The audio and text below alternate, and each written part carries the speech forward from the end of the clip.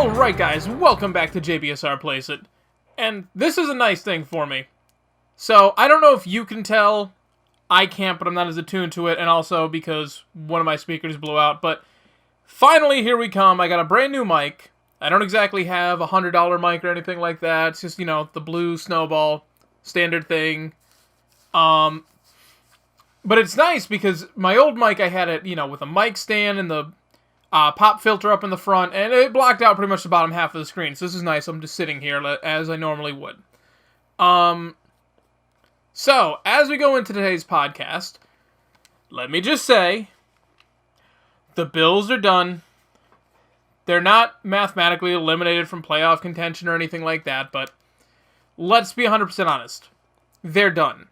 So it'll feel really nice to crush the Patriots today. Although, as a Bills fan, a lifelong Bills fan, I have always hated the Dolphins way more than I've ever had any sort of feelings about the Patriots. I mean, obviously it sucks that they've been winning the division basically, 13 out of 15 years or some ridiculous stat like that. But I don't have any bitter hatred towards them. So, but at least I beat someone in the division. I adjusted the sliders and everything, so hopefully this game goes a little bit better than the other one. Not that it went bad, apparently I'm a more competent Madden player than I thought, because I upped the difficulty, I didn't adjust the sliders at all, and still had a pretty decent game, so. Now with the, I like the arcadey stats, I like the ridiculous, 500 yards per passing in a game, and all that other kind of stuff. I'm doing another franchise as the Bills, obviously. And it was really nice. My entire offensive line is all rookies, and I managed to trade next year's first round pick, again, because I'm the Bills, that's what they do, to get a quarterback. And it's nice, but the way I adjusted the sliders, literally, the numbers are just ridiculous, and then the other quarterback just doesn't even complete a pass. I think through 5 games in that, I've allowed 150 yards or something like that. Alright, it's not that bad. I think it's 500. Still 100 yards a game. Pretty impressive. Not going to be doing that here. So I guess let's just start with the Thursday night game and get it out of the way.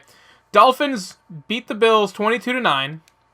I actually didn't watch this game, but I was listening to it on the radio. It was funny just hearing about, and, seeing the game cast and everything. It's not very often that the Bills are sort of playing a football game while I'm awake, because I know I've said it 100 times before, but I work third shift, so I'm asleep usually when most of the football games are on. I usually wake up just in time to catch, the second half of the afternoon games, but that's it. So, it was nice to hear a Bills game for once, because they never get prime time. And it's frustrating. They have absolutely... I've known that the red zone offense has been a problem forever. But to literally sit there, and they were up 9-3 at one point, and they should have been up 21-3. Or no, wait, no. Well, maybe. They definitely should have been at least up 17-3. Because both times, the first 2 field goals, they were in the red zone. And could not punch it in. Missing Fred Jackson kind of hurt, but the offensive line just is not very good. I don't feel like, Boobie Dixon ended up averaging 3.5 yards a carry. Chris Hogan ended up being the main guy they were throwing the ball to. Sammy Watkins should be back healthy for the game against the Jets, but it might be too little too late. Even if the Bills manage to win, and beat the Jets like they should, and then manage to take care of the Browns, that, sit at 7-5, it still doesn't matter, because unless you think they can win 3 out of 4 against, with a Raiders game sprinkled in there, but against the Packers, Patriots, and Broncos, that's, 8-8 might be a hopeful thing. But it's just frustrating, and everyone, people are asking, oh, well, are they going to put E.J. Manuel back in? Well, no, why would they do that? Yes, Kyle Orton has the magic has run out. That is 100% true. But at least there was some magic at some point. E.J. Manuel never had any. So you're better off I mean, they got to really scout. You know, this is a tough situation because obviously the Browns have their number one pick. But the other problem with that is, you know, you got Mariota up at the top of the class, and you got Jameis Winston, who could go anywhere from the first round to the middle of the third, honestly, depending on how all this baggage ends up going. And it's really frustrating. But what happens is you get into a situation where you're looking for your quarterback of the future, and you've got to look in the second round, and you just end up grasping for straws. Now, obviously, you know, the Raiders got lucky with Derek Carr. That's a guy who probably would have been a first-round pick if it wasn't for his last name. So that's sort of the exception to the rule. But usually, I'm not saying you need to get a quarterback in the first round for him to be any good. That's not what I'm saying at all. But what I will say is that if you want a guy who's going to come in and play quarterback for you right off the bat and improve your quarterback play, that's where you need a first rounder. Second rounders usually have to develop. Even, you know, none of these rookies this year came out and lit it up, necessarily. You know, I mean, Bridgewater had a pretty decent first game, but he played Atlanta. So, take that for what it's worth. But, you know, Derek Carr has had his struggles. He's sort of coming into his stride, but he plays with, like, no talent around him. Bortles looked pretty good at the start, and then he's just been struggling all season. And that's, you know, your number 2 overall pick. So even a rookie is not a guarantee. You're not always going to find Andrew Luck, Joe Flacco, Russell Wilson, Matt Ryan, you know, these guys. They don't grow on trees. So I'm not saying that the Bills need first-round talent at quarterback. What I'm saying is it would help. Okay, so what was I saying? Oh, yeah.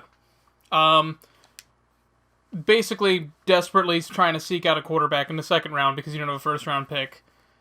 This is not going to end well. Now, I understand if you don't think anyone's worthy of a first-round pick, and then you take E.J. Manuel anyways. But if you don't think anyone's worth a first-round pick, then that's different. But if you're going, okay, Marcus Mariota could be a huge difference maker. Jameis Winston, even with the baggage, could be a huge difference maker. But we don't have a first-round pick. We can't even hope that he falls to us. So we're just going to hope that with the 14th pick in the first round, we're going to be able to get our hands on a future starting quarterback. I mean, if they get the right guy, they've got the talent there. But they need some interior offensive linemen. They need a right tackle. They're trying to get by with rookies who are still developing. We'll say it that way. They're still developing. Cordy Glenn was a project at one point. Now he's one of the better left tackles in the league. Jason Peters, a guy who they traded away to the Eagles, was a converted undrafted tight end. And they're just like, yeah, we can work with this. So, you know, offensive linemen, sometimes it takes a little while to develop them. So I'm not saying that Ciantrell Henderson or Cyrus, not going to say his last name, or Cyril Richardson, any of those guys are done. I mean, I believe 2 of those guys have been starting. So, they need some help on that offensive line. And that'll help out any quarterback that goes in there, but I don't think that tells the whole story. So let's go into the games, and obviously I picked the Bills for that one. I told you guys that last time, and I just picked the Bills every game. So, it's not news. So going into the games, and there are some good ones, but the first one here is not one of them. Minnesota Vikings go to Chicago. Bears are favored. Now here's the thing.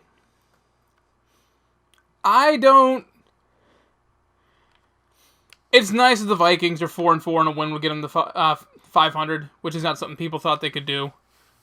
And I would like to see that. And the Bears haven't won a home game since last December.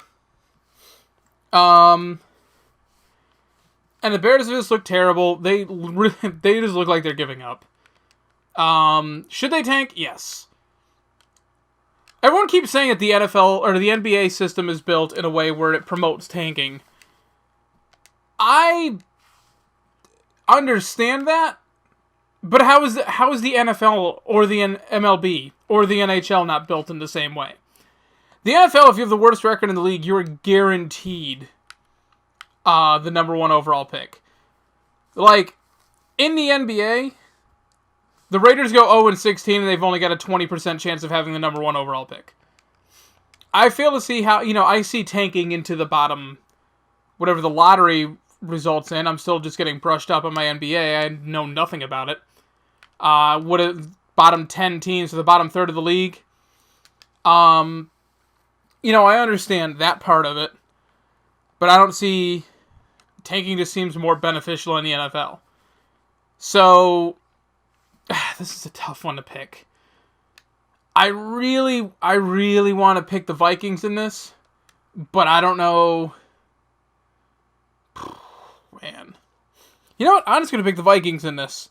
Simply because I just have to root against the Bears. I think the Bears have a very good chance of winning this game. I think they, even though their defense is terrible, their offense is not playing up to the level that they can. Even though the Vikings play very good defense, I think this is a game that the Bears should win, but that's been a couple of games this year that they should have won and didn't. So, yeah, take that with what you will. Next up, the Houston Texans go to Cleveland to face the surprise 6-3 Browns. The Texans have all the storylines here. Ryan Mallett will be making his first start because they finally realized that Ryan Fitzpatrick maybe not going to bring him to the promised land. I could have told you that. In fact, I have. Arian Foster for the Texans.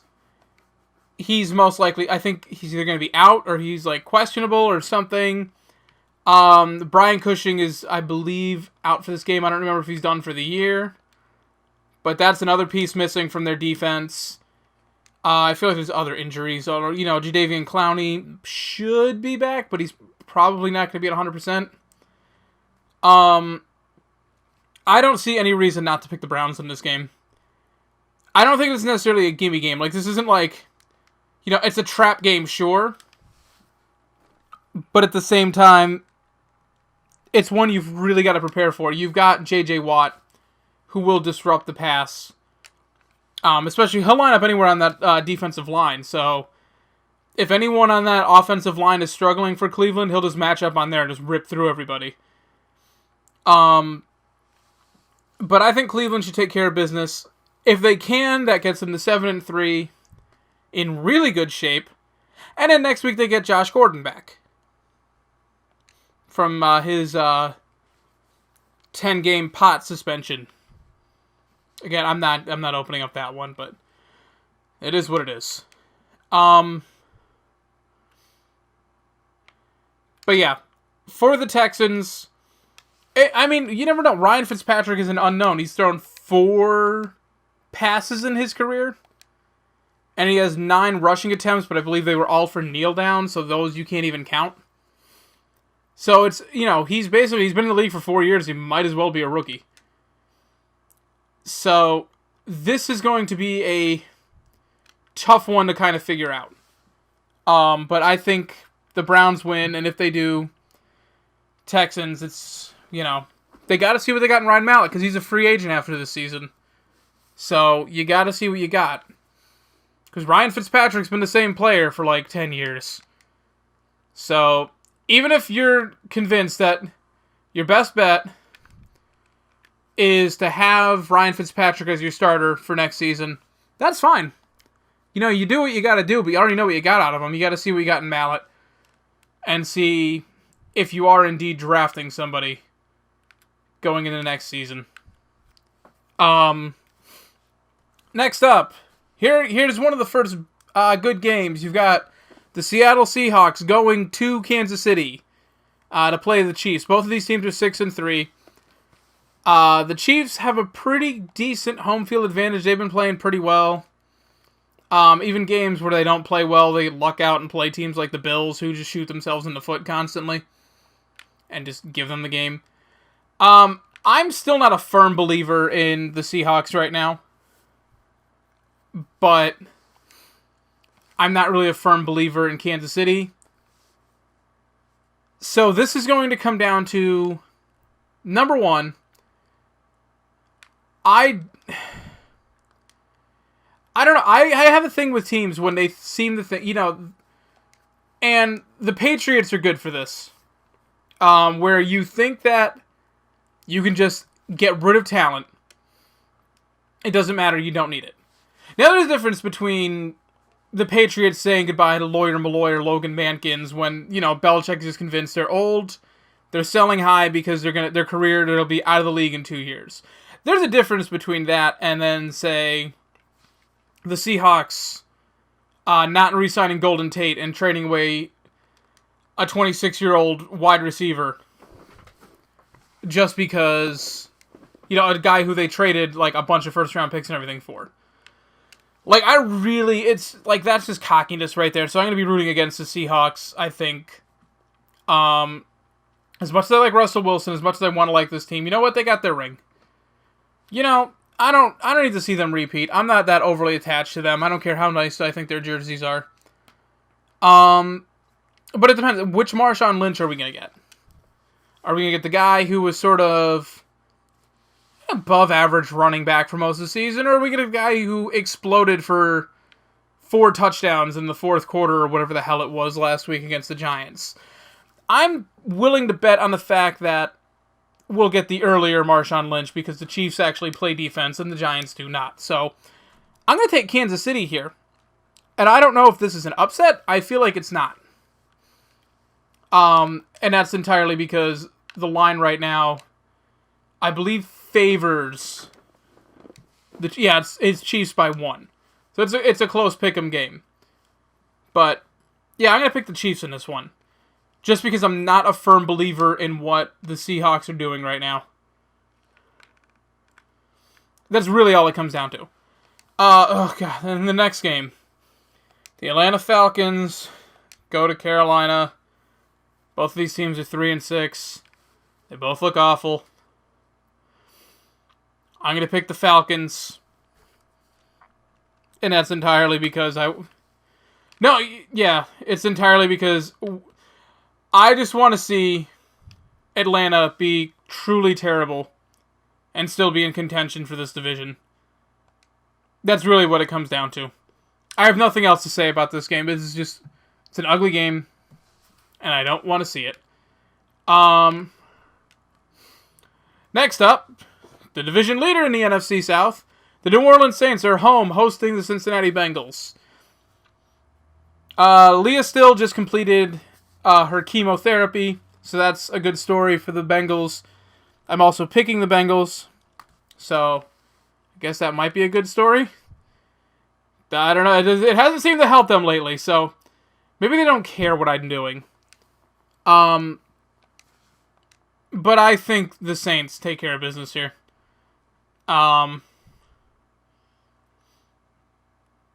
There's no reason for me to have faith in Cincinnati, especially not Andy Dalton lately.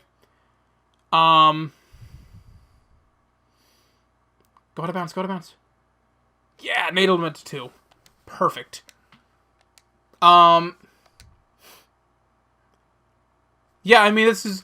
The problem is neither one of these teams look really good. I was sipping the Kool-Aid. Sure, I thought the Saints were going to turn it around and really start running away with this division and even, make their seeding look halfway decent. And nope. Blow a game to the 49ers. And the Bengals had a division in their hands. They're still only a half game out of first place. Let's not bury this team. It's not like they're done. They're still only a half game out. But, wow, my run defense sucks. I don't know why they went to a 3-4 right there. Both of these teams just sort of want to give their seasons away. The difference is the Bengals are playing in probably the best division in football and can't afford to do that, and the Saints can Saints can give away this game, and even if the Falcons do win, they'll just be tied for first place at 4-6. Whereas if the Bengals lose here, depending on how the rest of the division goes today, or Sunday, that's a wrap. That's just it could just be done right there. Andy Dalton is not going to play as bad as he did Thursday night, but he's not exactly going to be lighting it up. Drew Brees, starting to wonder. Everyone made this huge deal and thinking that Tom Brady was regressing and that the end was near. And there's been a lot of talk about Peyton Manning and his arm strength not really being there anymore, which, by the way, Peyton Manning hasn't had arm strength since he came back from his neck surgeries. But I think Drew Brees is the one who's kind of taken a hit. His career might be winding down. It doesn't help that the rest of the offense is not nearly as talented as it used to be, which has something to do with it. When Marcus Colston was in his prime, when you had Reggie Bush back there and you had all these playmakers all over the place, and then Drew Brees could elevate their play, and one of the best offensive lines in football. It was a lot easier. Now when your offensive line isn't nearly as good as it used to be, when your weapons are deteriorating, and then, Drew Brees, you get older. Not everyone can play till they're 40. We just happen to be watching two guys who are going to be able to do it. Peyton Manning is 38. Do you think he'll be gone in 2 years? I think he'll probably still be playing fairly well at 40. Maybe not to this level, but he also plays with intelligence. He doesn't play with his arm strength or anything like that. So it's not out of the realm of possibility for him to still be playing at 40, 42. Same thing with Tom Brady. It's weird. I always say that I think Tom Brady's going to retire first because I think he's got other interests and he doesn't need the money. But listening to it now, Peyton Manning's the one who's got all the sponsorships and everything. Peyton Manning doesn't need to play football. Tom Brady does. So, I don't know. Maybe they'll wait for the other one to retire. So, who even knows? But Drew Brees, I don't know. I think we're almost at the end. I think Drew Brees at this rate might actually be out of the league before either one of these two are at this rate.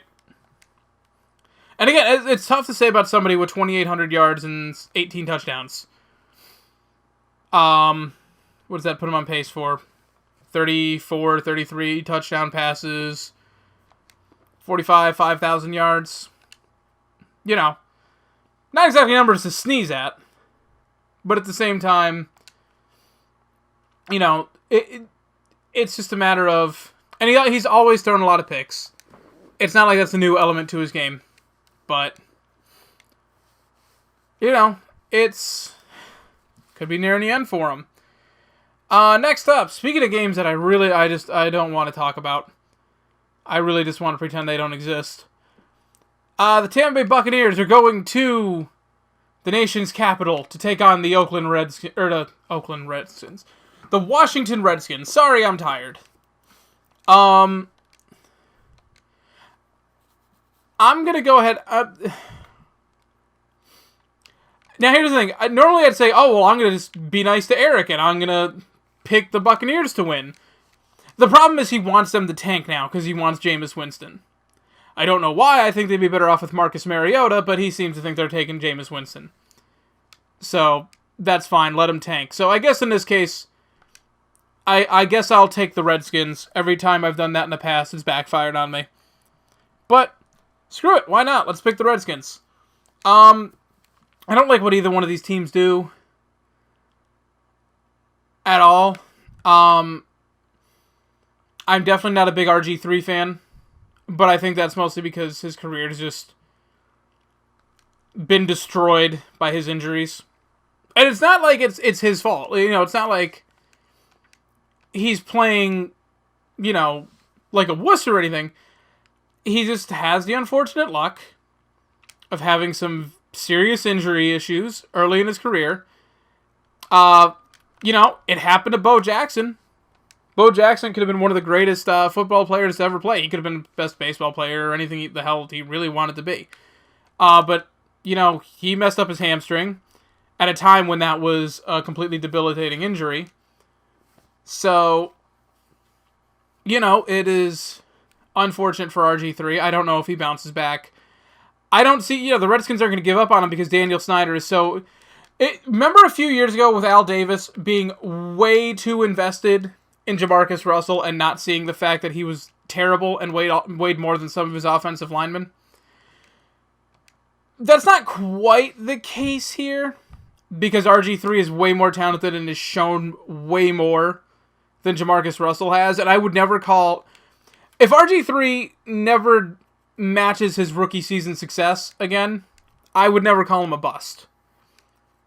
He just had his career derailed by injuries. It's just an unfortunate thing that happens to some people.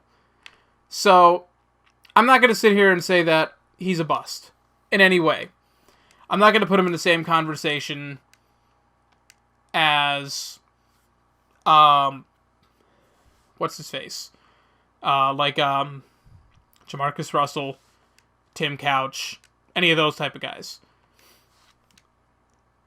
But I don't know what either of these teams are playing for at this point. Pride, I guess. Not that I think either one of them really have any. Next up, the Denver Broncos go to St. Louis to take on the Frisky Rams, who now have Sean Hill back at quarterback. The line is Denver by 10.5. And I think they can do it. And it's not because I think, what did I do?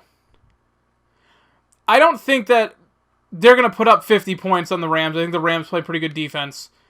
It's not that. What I think is going to happen is the Rams just aren't going to score any points. I think the reason why Austin Davis is struggling is because Brian Quick went down for an injury, and that was the end of their offensive weapons. They don't have a running back. Quick was their only good wide receiver, and he's not a number one, but that was pretty much the end of the line for him when it came to weapons. And the defense is finally turning it on, but it's too little too late. They're 3-6, but in that division, they are locked into 4th place. Even with, some pretty good wins against the Seahawks and the 49ers. And Peyton Manning's just going to do what he does. 29 touchdown passes right now, almost 3,000 yards. He's on pace to not break his own records, but to come relatively close. So that just shows that he's not slowing down anytime soon, which is a good thing for the NFL. Let's be real. God damn it. In this game, it is actually somewhat realistic. I cannot throw it on Darrelle Revis in any way. I cannot. Man, according to Madden, the Patriots secondary is amazing. And apparently they have a pass rush, which is not a thing they actually have. But yeah, moving on from this. The San Francisco 49ers go on the road to play the New York Giants. And this might almost be a game. Almost. Who am I kidding? No, it's not. The 49ers... Oh, sorry. I'm taking the Broncos, obviously, in that other game. I love you, St. Louis. I really hope that you figure out your quarterback situation and do something, because you've got some pieces there, but you're not in this game, you're not. But yeah, so the 49ers go to... Oh, God, I can't... 49ers go to New York to take on the Giants. Giants look terrible. I really hate picking the 49ers. I hate the fact that picking them in this game would get them to 6-4, but I can't pick the Giants in this. I'm sorry. I have to go with the 49ers. There's no way in hell you're going to talk me into picking the Giants in pretty much any game this season from here on out. Unless, do they play the Raiders? I don't think they do. Do they play the Bucks? Outside of those teams, I mean, you're not going to talk me into it. Ugh.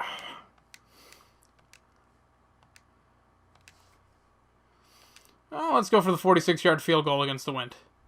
That's only 6-mile-an-hour wind.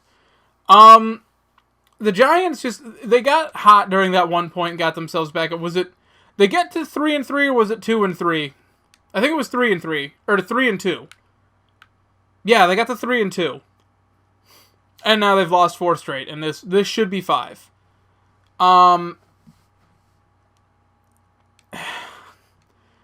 Victor Cruz going down is going to hurt. You know, it has been hurting them all year. They pretty much have not been the same team since he got hurt. Even though Odell Beckham has looked amazing. 100 yards in each of his games since he came back, I think, is how it worked. Even still,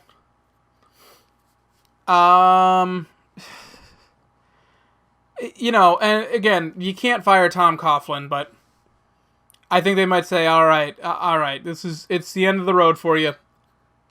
It's time for you to retire. We'll give you a good severance package. We'll keep you on as an advisor, but it's time for you to step away. I think that's how they need to work it. The Madden glitches sometimes, but that's what it's doing right now. Tom Brady just let the clock run out, and they got a delay of game. That happens sometimes, and it's more frustrating because it'll happen to the player. I've had it happen to me where I've had to burn through a timeout because I'm hitting X to hike the ball, and it just doesn't do anything.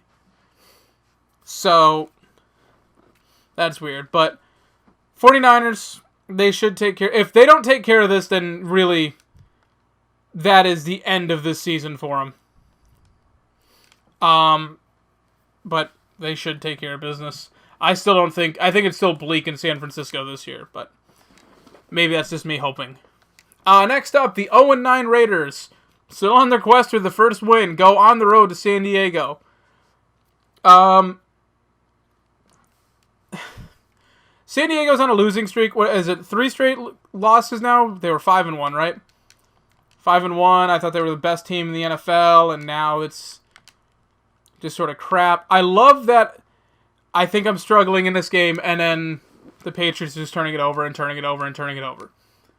Works for me. Now, if only I can get a touchdown. I know the Raiders, they need that first win. Like I said, every game is a Super Bowl for them until they win one. And then after that, it doesn't matter. They've already clinched. The best record they can get is 7-9 right now. They're already going to have a losing season again. So, it's not like you can just make... Even if they go undefeated for the rest of the season, they can't make the playoffs. Like, they're not mathematically eliminated, but I think once they lose... If they lose this one to San Diego, I believe that mathematically eliminates them from playoff contention. Right? Yeah, I believe that'll mathematically eliminate them. It's unfortunate. And I don't think they get the game. I think San Diego wins, because San Diego, coming off a bye. Are they coming off a bye, or did they just play a really terrible team last week? I think they're coming off a bye. But San Diego needs to get it back on track. Oakland, you know what? They're going to get one of these games. They're not going to go 0-16. They're going to get one of these games. And it'll probably be my Bills. It'll probably be my Bills in that one game that the Bills have circled. Like, okay. Yeah, the Bills are sitting there at 5-5. And they're like, okay, we got the Jets next week and Oakland in week 16. We can get to at least 7. We need to get, 3 more. And they'll lose it, because that's what they do. Because the Bills have to go 6-10, don't they? This is what we do. But the Raiders get the win. I don't think it's going to happen here. Although they did play them pretty close last time around. But I don't think history is going to repeat itself here. I really don't.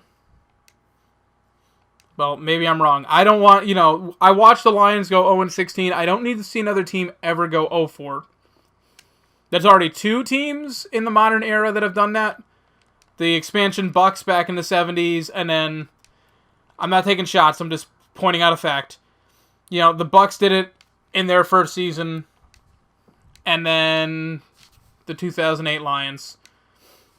I don't need to see another team do that. Especially not a team with a quarterback that I'm really rooting for. So, come on, Oakland. Get your win. I don't care who you beat. I don't care if you have to beat the Bills. Do it. See if I care. But moving on. Here's where the schedule gets really good. And then sort of a letdown for Monday night. The Philadelphia Eagles go to Green Bay to take on the Packers. Eagles are 7-2, Packers are 6-3. Very, very important game here. And it's not even the most important game in the NFC at 4 o'clock Sunday night. Mark Sanchez, I'd say getting a real test this week. But he's playing the Packers defense, and all he's really got to worry about is where Clay Matthews is and how hard will he hit him if he gets into the backfield. Really all he's got to worry about right now.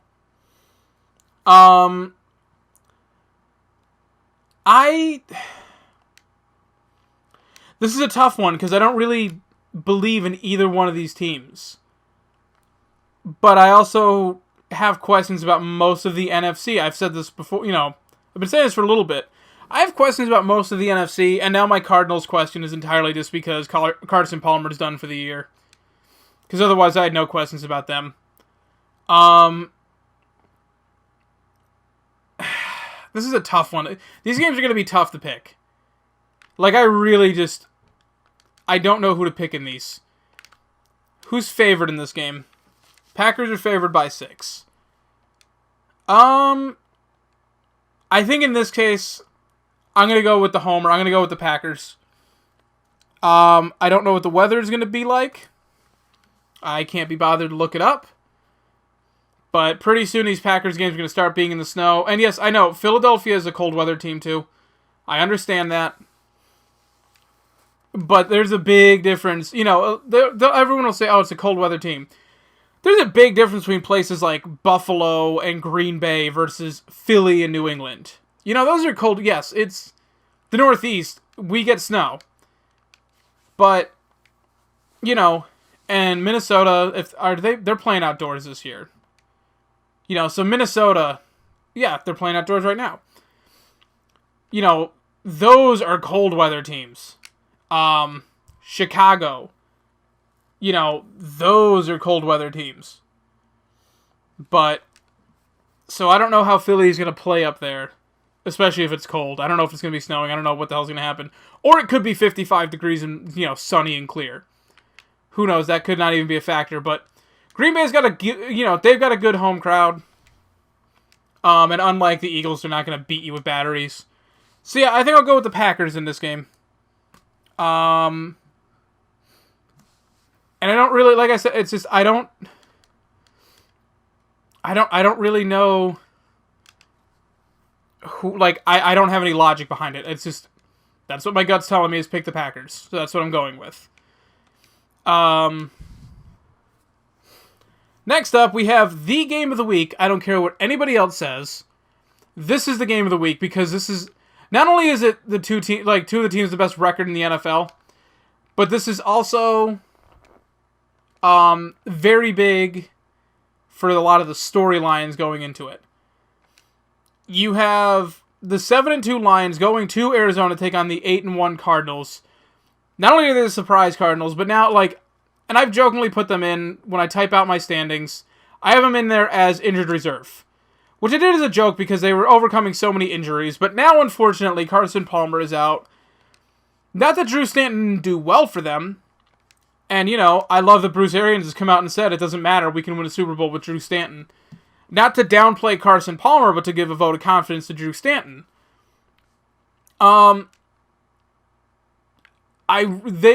they need to get their, that offensive line needs to be coached up this week.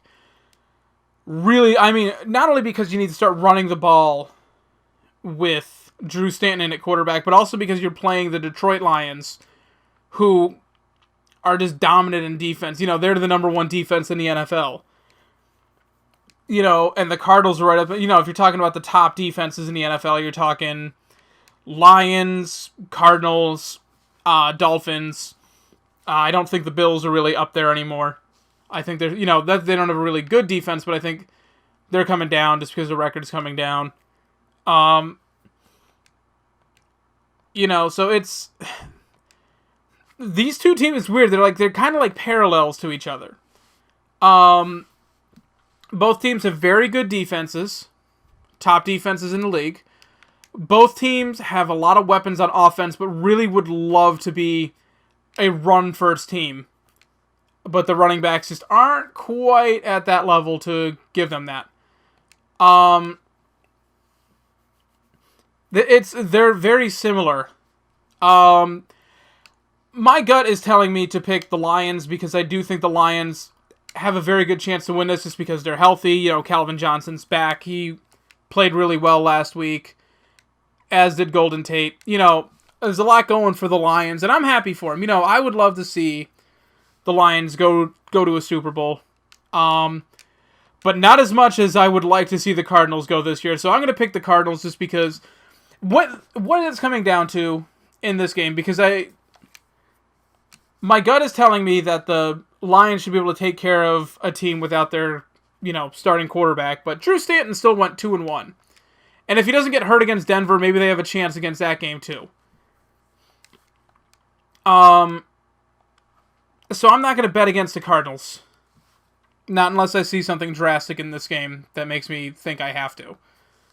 So I'm going to go ahead, I'm going to pick the Cardinals just because I'm not going to be mad. It doesn't matter who wins this game. But I'm going to be rooting a little bit more for Arizona. That's all it comes down to. Next up, the New England Patriots, coming off a bye, go to Indianapolis to take on the Colts. And the Colts are actually favored in this game. And I can't figure out why. I love Andrew Luck. I love what he's doing this year. He's a monster. Tom Brady's coming out and saying basically there's a lot that Andrew Luck does that he wishes he could do. But the Patriots, and I know I was saying they didn't really have much talent before. That offensive line has greatly improved since the beginning of the season. Gronk is back to being Gronk. And I really hope that guy stays healthy. I mean, as much as I do not like seeing him on a team within the Bills division, I'd like to see that guy. He doesn't have to play a 15-year career. Let him get 3 more good seasons. He is such a beast, and he is... I have watched Tony Gonzalez redefine what it means to be an NFL tight end, and then I watched Antonio Gates come and one-up it.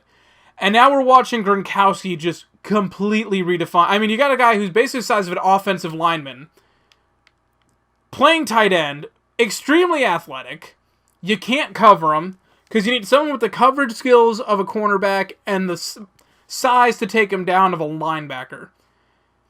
He's he's just fun to watch, and he parties, he plays hard, and he, parties hard.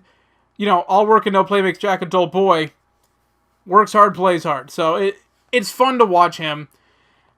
I like what the Colts are doing, but the Colts haven't really beat anybody this year. Now, granted, they, you make the case that they easily could have beaten the Eagles in that first Monday night game. Oh man, I tripped over Revis. I could have just been gone with that. Oh well. You can argue that they could have won that one. The Denver game was not... I keep saying this all season. Don't let the score fool you. That game was not close. That was a blowout. And the Broncos just took the second half off. So don't let that score fool you. But the Colts really would be like the Giants, the Texans. No one really of note. So the Patriots are playing really good defense. The weakest part of their game, I believe, is their run defense. And the Colts don't have a running game to take advantage of that. And then, the Patriots offense, it's clicking right now. Brandon LaFell is looking like a pretty good beast. Gronkowski, moving his way right up to the top of the NFL. He's already their leading receiver, and he basically took the first quarter of the season off. So, this offense is clicking right now. So I'm not sitting here saying that the Colts are going to get absolutely annihilated. I'm not saying that at all, but I think at the end of the day, the Patriots walk away on top. Because if the Patriots can put a beat down on the Broncos, and granted, the Patriots have always played up to their competition. This is the team that will annihilate Peyton Manning at home. And you can say he has their number, but they'll do it to any sort of elite quarterback. They'll have their number, but then they'll go and play the Bills and only squeak out a win by 2 points. Or, they only beat the Raiders by, 6 earlier in the season? They play the big competition tough, and in the small competition, they're like, we're all good. So, I think this is, the Colts, people are talking Super Bowl. Just because they have the division pretty much being handed them on a silver platter. So, I'm going to take New England in this game. I feel confident in this. Does this count as my upset of the week? Can you take the Patriots at any game during the season and call it an upset? I don't know. But I guess... I don't know. I guess I will call this my semi-upset special, I guess. I don't know. And then we move on to the disappointment that is Monday night. So 3 solid games, 2 solid games in the late afternoon. Really good matchup on Sunday night. And then you get Steelers at Titans. Steelers are favored by 6.5. They got beat by the Jets last week. How much faith can you really put in them at this point? Like, in all honesty, how much faith can you really put into anything that the Steelers are doing? I'd say none.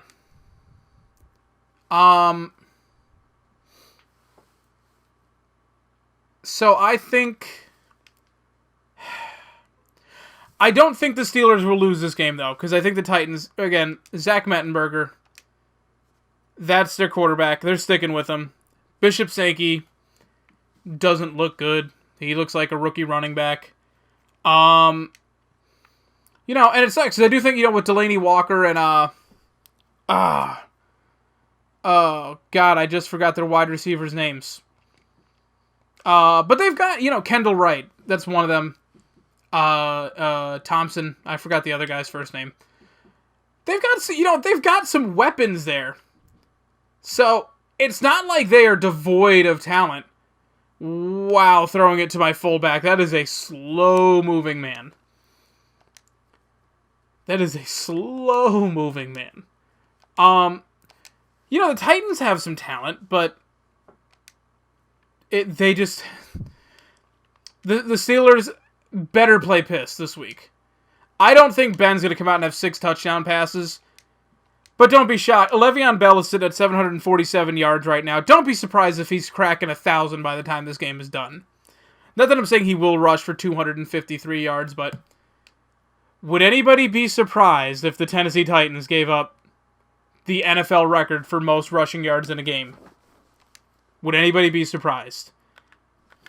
I wouldn't be surprised by anything the Titans do terribly this season. At all. There we go. Yeah, so taking the Steelers, as is the rest of the world.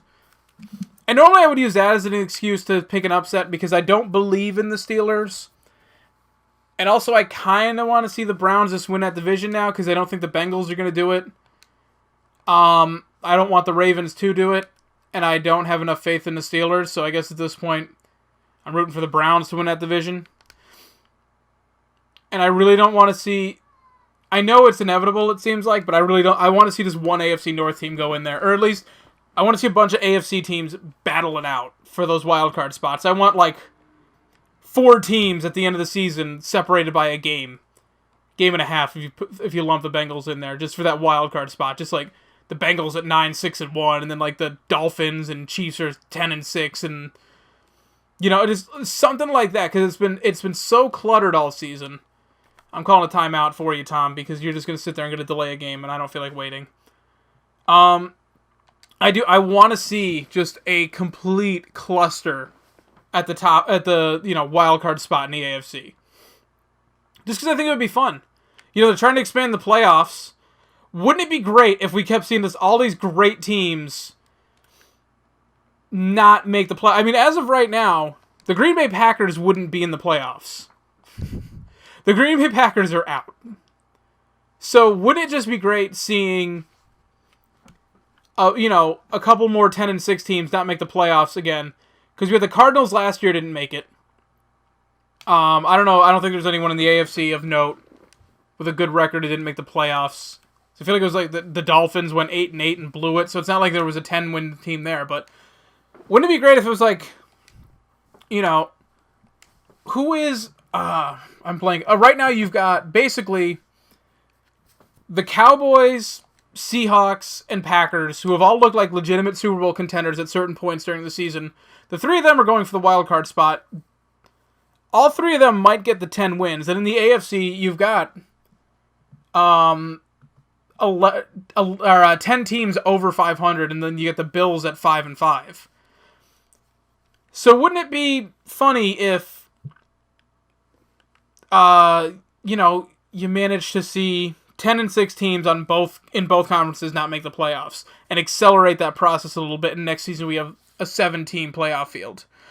I still think it should be 8 teams, but I understand in the NFL the importance of a bye, so I think it makes that number 1 seed a little more valuable, because right now it's just home field, but you're like, okay, well, if I can at least get to number 2, I get a bye. So if you only have 1 bye, then I think that would be... I'm okay with that. And I'm also sick of seeing, like, an 11-5 Patriots team not make it. And I understand you're going to have some seasons where it's going to be like a 10-win, or like an 8-win team makes the playoffs. Like, I understand that. I really do. I understand that completely. My running back had himself one hell of a game. I wasn't even paying attention. I think he had like 4 touchdowns or something. So he's got some points here.